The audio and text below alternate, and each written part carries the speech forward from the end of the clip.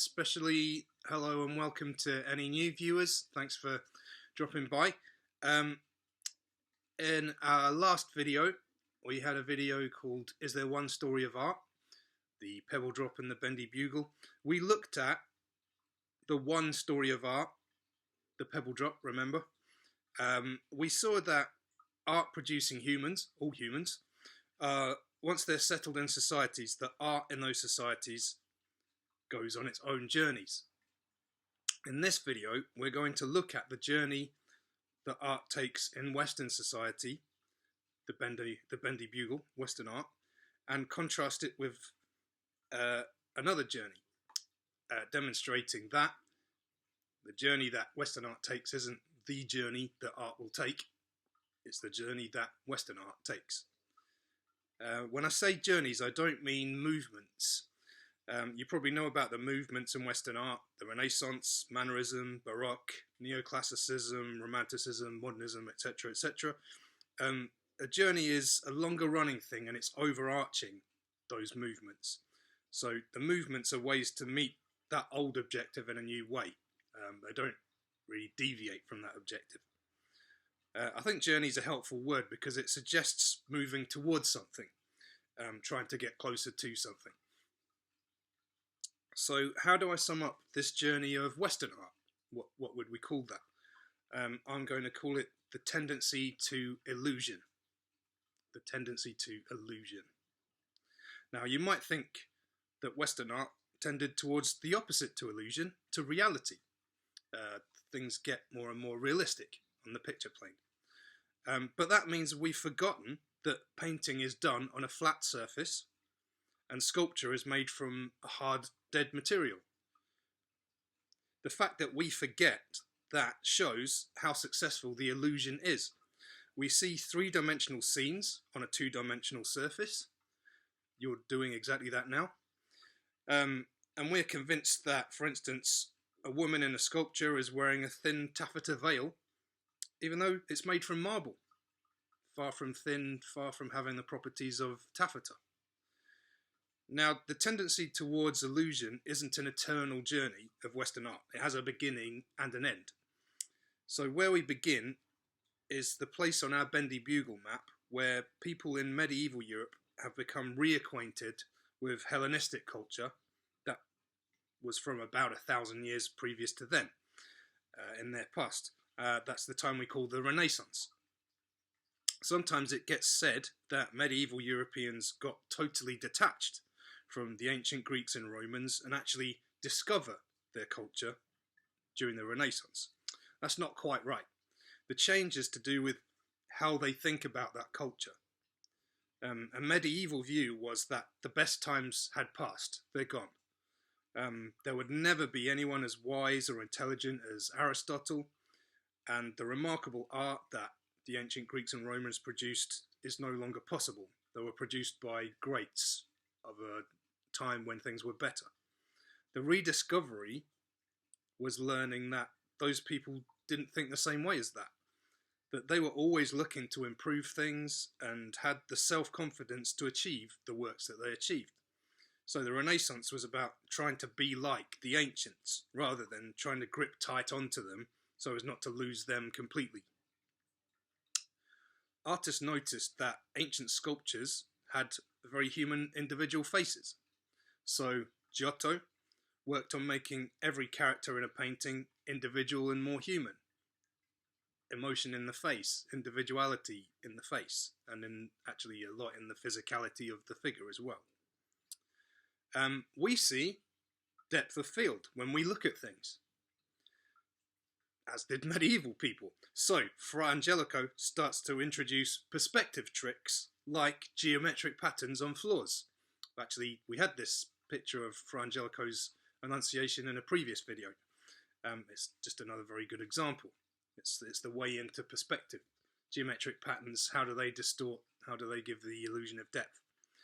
Leonardo da Vinci uses perspective patterns to place objects in an image, but doesn't show the pattern in the final work. So that's a movement on.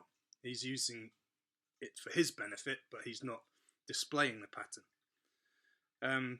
Leonardo da Vinci also realizes that objects don't really have outlines. Probably not the first, but he, that bothers him and he works on that.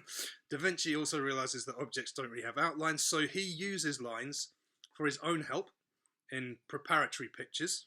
And by the way, the name for preparatory pictures is cartoons. But in his finished works, he's got rid of them using a technique called sfumato. He doesn't want outlines visible on his final works. Then we come to Bernini. Bernini manages to make the same substance, marble, look like it's various different substances of different textures and different weights. So here we have these taffeta veils, the veiled women, completely convincing us that what in fact is made from a hard rock substance, marble, is this light substance that a gust of wind would move. So once the technical side of creating illusion gets very professional, artists tend to notice an aspect of the illusion that's still missing and focus on it, while also missing other aspects which another artist picks up on. That's kind of what happens next. So Caravaggio observes that Da Vinci's pictures are a bit dreamlike, whereas reality is more stark and gritty. So look how that's represented in Caravaggio's work. Dutch painters like Jan David Zoon de Heem, he's the artist that's created these two pictures here, he noticed that Italians' textures are rather too uniform. So people like de Heem begin to paint still life paintings, arranging objects of all different textures, all different surfaces in one scene so they can show off their texture painting skills. I put a close-up here to see, his expertise in terms of observing and representing surfaces. Another Dutchman, Jan Vermeer, notices that paintings are rather artificially lit, like characters on a theatre stage. So he works on how real, natural sunlight behaves in a room and how it makes objects appear to us. So we get an aspect of the illusion of reality on the flat plane is really developed with Vermeer, and I think these examples here are good examples of the behaviour of sunlight in an interior. Here's some examples towards this tendency towards illusion in Western music. So we have Johann Sebastian Bach. He makes the listener forget that the sounds are produced by instruments, played by humans, but focus instead on the behaviour of the musical notes. So he uses things like counterpoint, that's where different melodies move towards and away from each other, but always in harmony. Our focus goes on to that kind of exploration within the music, and that takes us away from remembering that these sounds are being produced by an instrument which is being played by a person. Another German, Ludwig van Beethoven, he makes us forget that notes are being played, but he takes the listener into emotional experiences, and he suggests scenes and places. So he kind of transports through the music. He's one of the great proponents of Romanticism. Yet another German, Richard Wagner, tries to completely immerse the audience in the illusion so that you even forget you're in a theatre during one of his operas. Realistic costumes and scenery and sound effects all around the audience try to make the experience of his music total and transcendent. He called that Totaltheater, or total theatre in English. Wagner's total theatre shows how illusion is not the same as realism. And that's really pointed out in his time in the 19th century, because also in the 19th century in France, there were realists. And they viewed realism as confronting realities of the day and not idealising or prettying them up. I've got two of its main proponents, Gustave Courbet, Stonebreakers, and The Gleaners by Francois Millet.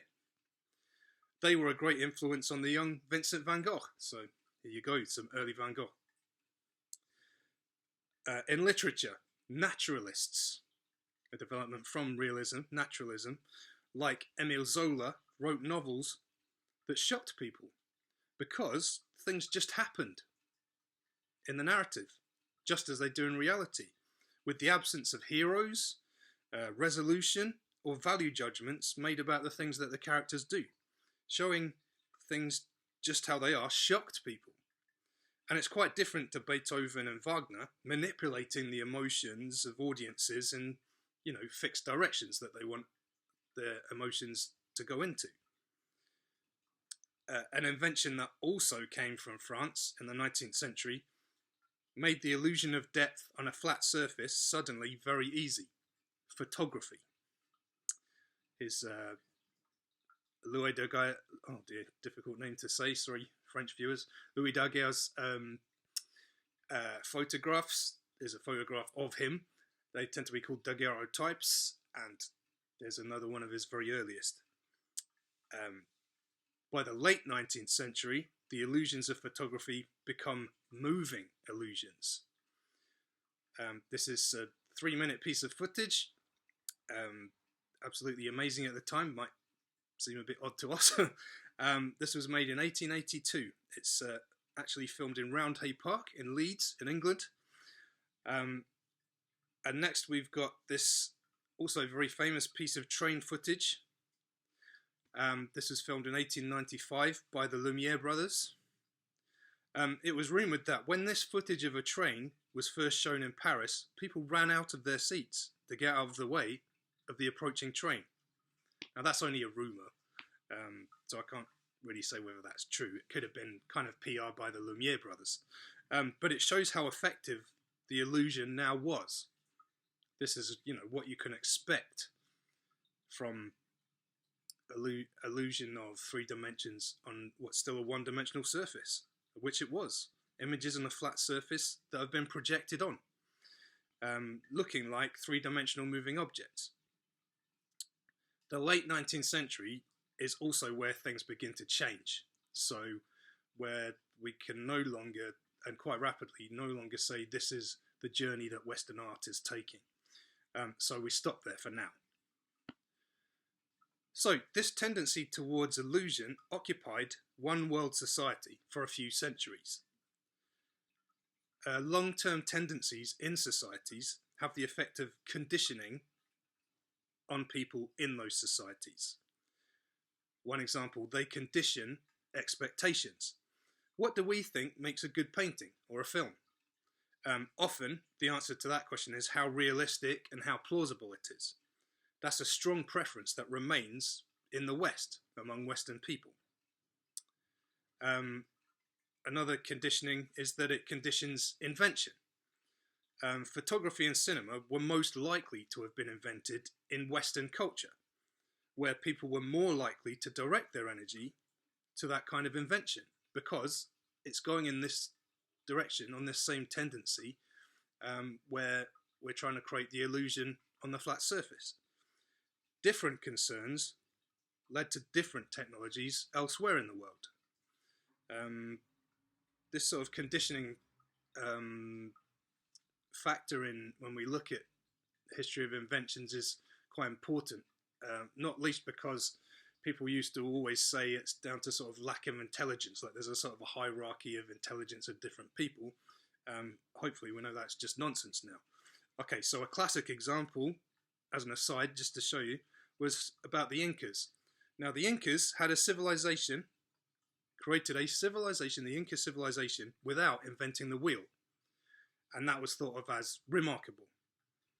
But actually, you only need to consider for a moment that they lived in a mountainous region where the longest stretch of flat level ground was only ever a few yards. Without flat ground, what use is a wheel? People probably did have the idea of the wheel, but without an application for it to make it worthwhile, you wouldn't pursue the idea. So you don't see it all the way through to an invention, the invention of the wheel, or the invention of some sort of vehicle that has wheels. Now they had disc shapes modelled on the sun. The sun was extremely important in Inca civilization. So the creation of a disc shape was something they certainly did but they could certainly do. But making that disc move just wouldn't have seemed useful. So, having looked at part one, if you like, this looked at sweeping through the journey that Western art takes, we're going to look at art from another advanced society that wasn't on that same journey as Western art towards illusion. And that's our next part.